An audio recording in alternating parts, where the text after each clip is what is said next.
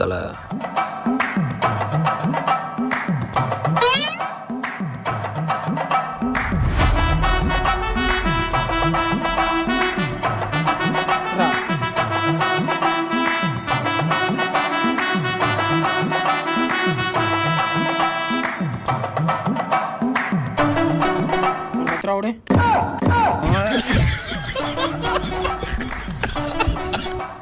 நீ பயங்கரமான ஆளு மச்சான். உண்மையை சொன்னா இங்க இறக்கப்படுறதுக்கு ஒருத்தனும் இல்ல. நமக்கு வேணும்னா நாம தான் எடுத்துக்கணும்.